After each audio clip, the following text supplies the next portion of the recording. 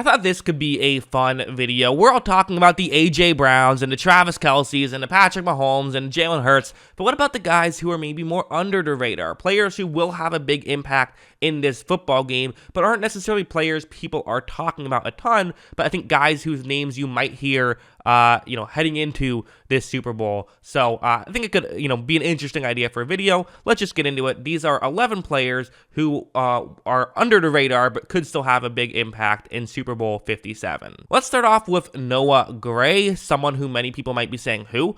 This is a tight end for the Kansas City Chiefs. The Chiefs' second tight end. He is someone who I do think could potentially have an impact if Travis Kelce, going to get a lot of attention, right? If the Chiefs decide to play these these two tight end situations, could Noah Gray be a guy who comes through and actually has an impact? He absolutely could. It's absolutely possible that we could see him making a key play here or there, so he's someone to potentially keep your eye out. In that same vein, Justin Watson, I wanted to throw him on this list. He is a wide receiver for the Kansas City Chiefs who's done all right for them.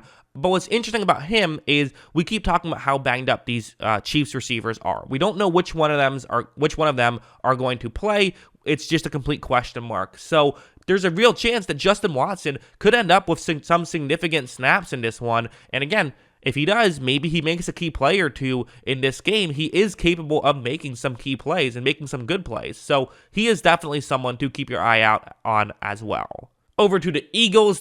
I'm doing this a couple of times. I'm kind of lumping in a couple players together because these are the other Eagles running backs. Kenneth Gainwell and Boston Scott are two guys who have been effective runners for the Philadelphia Eagles, and they could potentially get some carries. Like, you're not going to have Miles Sanders out there for every single play. So obviously you hear people talk about the Eagles running game and how it could be a big mismatch against Kansas City. Everyone brings up Miles Sanders, even in my video. That's mostly what I talked about. But Kenneth Gainwell, Boston Scott, those guys are going to get some touches as well. And if they can make the most of them, maybe they're able to make a big play. And I wouldn't be shocked if one of those guys ends up being kind of a dark horse, not MVP, but key contributor in this one. Also, Jalen Watson and Joshua Williams for the Chiefs. These are two corners for the Chiefs, these are kind of typically their number 2 and 3 corners, with L'Jarius Sneed being their number 1 corner, but we don't know the availability of L'Jarius Sneed. So either way, Watson and Williams are going to have an impact in this game, and maybe they're, too well known to be under the radar players, but I don't know how many people are aware of these two guys, but they might have to really play very well in this Super Bowl, especially if they're covering Devonta Smith and A.J. Brown. They might have a key impact, positively or negatively. The game might really kind of in some ways revolve around them, and if it does, it'll be interesting to see, how well they do and how well they handle it. Also, let's throw Quez Watkins into the mix, why don't we? Because everyone's talking about, okay, you got A.J. Brown, you have Devonta Smith, and then Dallas Goedert's kind of the 3. That's reasonable. That's fair to talk about those guys. But what Quez Watkins has is speed, and very good speed. And if you're in a situation where maybe A.J. Brown keeps taking the safety, maybe you have a play where you move the safety over the middle with A.J. Brown, have Quez Watkins run a go route on the sideline, try to see if you can hit him, maybe get a big touchdown that way. I could totally see that happening. This isn't just, again, I'm not just picking every team's best receiver that we haven't, talked too much about and putting them on the list. I legitimately think there's strategic ways that you could see Quez Watkins come into play here. Also for the Eagles, TJ Edwards, who, again, might be too well known to be put on this list, but I don't know how many people talk about linebackers and good linebackers. They talk about the great ones, but TJ Edwards, good linebacker, might be tasked with covering Travis Kelce a decent chunk in this game, and if he does, how well he handles it will obviously have a key impact in the football game. If he can have a good day, that could win them a Super Bowl. It's not crazy to think that after the Super Bowl we could say, why they won it is because of the work that TJ Edwards did on Travis Kelce. Now, will that happen?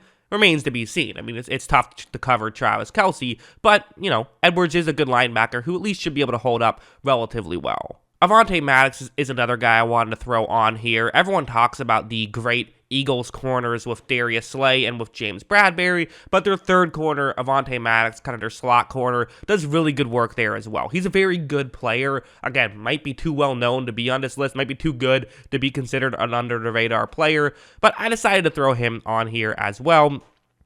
I just felt like he's someone who can have an impact and can be, with the Chiefs, kind of their strategy is they put a lot of different guys out there who are good at different things. So you're going to have to match up well, and having kind of these guys who can do different things like Maddox can could be a benefit. And maybe he even gets some work on Kelsey as well. I wouldn't be shocked at all if that happened. Also, Josh Sweat, another guy who is, kind of these Eagles players who, part of it is I think the Eagles just have so many good players on defense that some of these guys don't get enough attention. Because, I think people tend to talk about Brandon Graham and Hassan Reddick. But Josh Sweat, if you like PFF, his numbers there are just as good as the other two guys' numbers are. He's been just as effective for them, and having those three fantastic edge rushers is part of what makes them so effective. So while everyone's talking about the other two guys, would I be shocked at all if Josh Sweat's the one who makes the key sack to win them the Super Bowl? No, I would not. How about Nick Bolton as well? Similar to TJ Edwards, a guy who is a very good linebacker, but just doesn't get the attention because you're a linebacker. And again,